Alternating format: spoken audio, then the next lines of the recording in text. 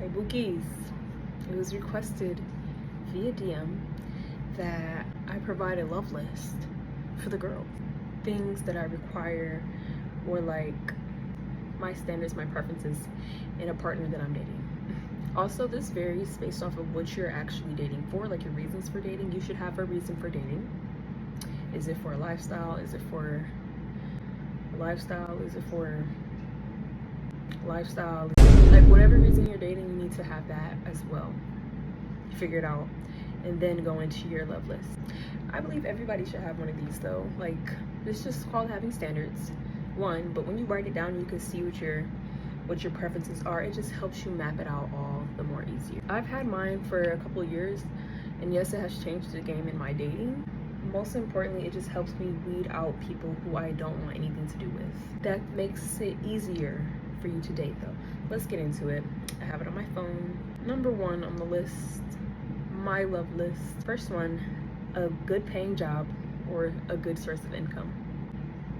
That needs no explanation. Next one, great hygiene and no bad habits such as smoking, drugs, drinking a lot. No, I don't do these things myself. I don't drink. I might have an occasional glass of wine on a dinner date. That's it though. And no judgment to anybody who does participate in any of these things. This is my preference for a partner. I'm not dating any drinkers, smokers, drug users. No, I don't do it. I don't want it. No.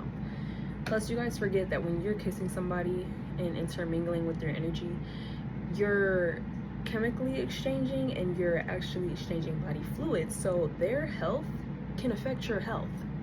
Yeah, they don't talk about that one, do they? No. If they have a very bad diet, they can pass symptoms that they're experiencing from their bad diet to you, which can make you sick.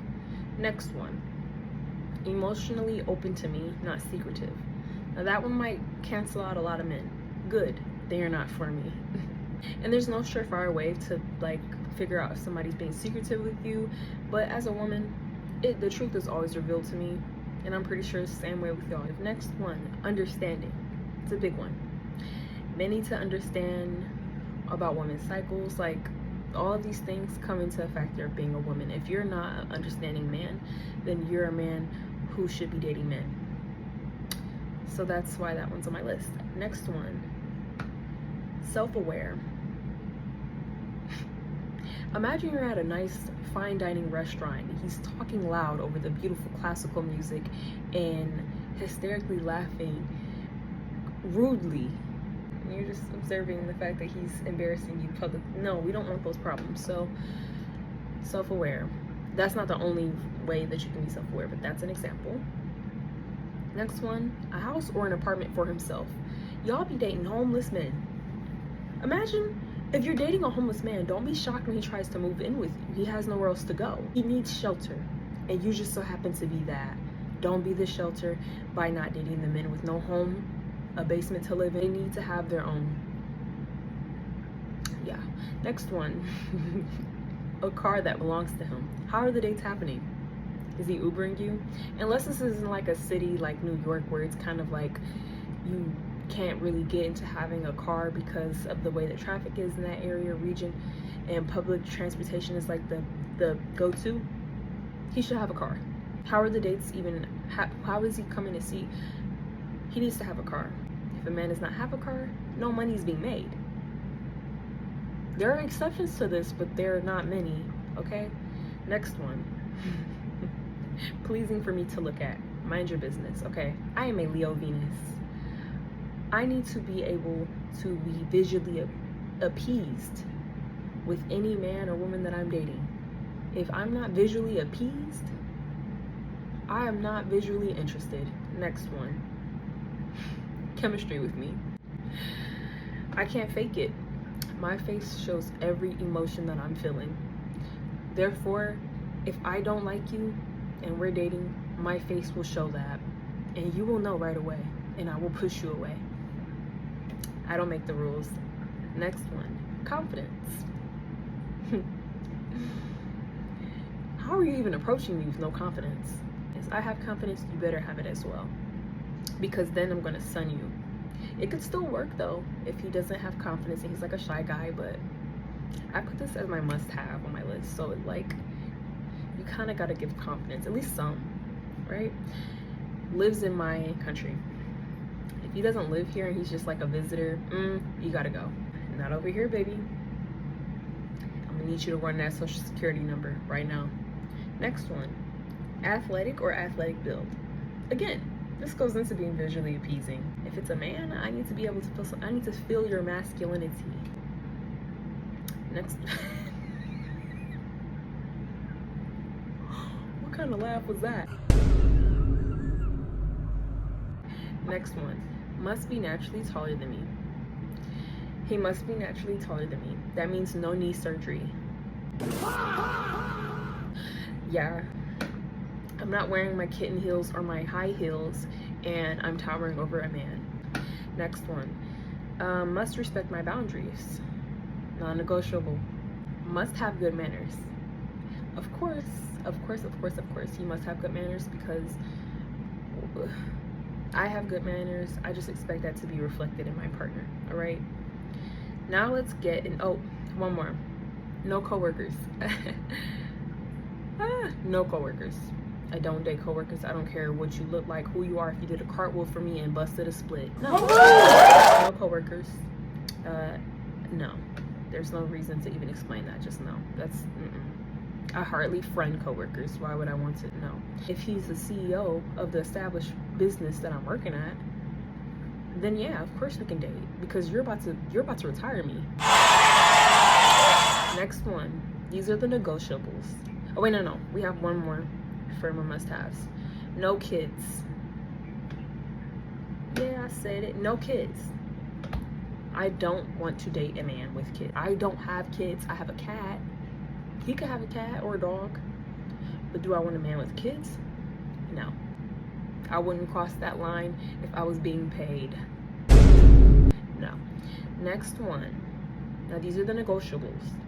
Stylish, okay, we can work with that because a man that's focused on his business is not always going to be focused on like the most trending looks and things like that. Like that's more so for like people in their 20s, and I don't date people in their 20s. Next one is going to be race. I'll date outside my race. Yeah, especially with the way it's looking in my culture right now, I will definitely. Now, I wouldn't do my ancestors dirty by dating them, but I definitely would date outside my race. Next one. Age, he cannot be younger than 30. Please don't shoot.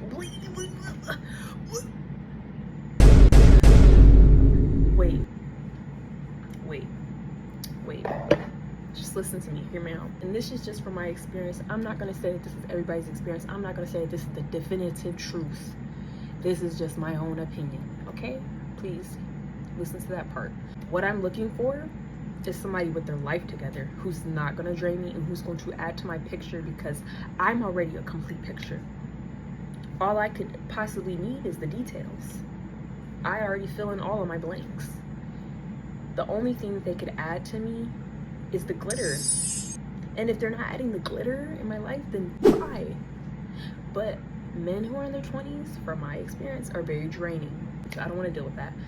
Men who are in their 30s going forward, they give you a lot easier of a time because they understand that they need to be the foundation for a woman's feeling safe to be feminine.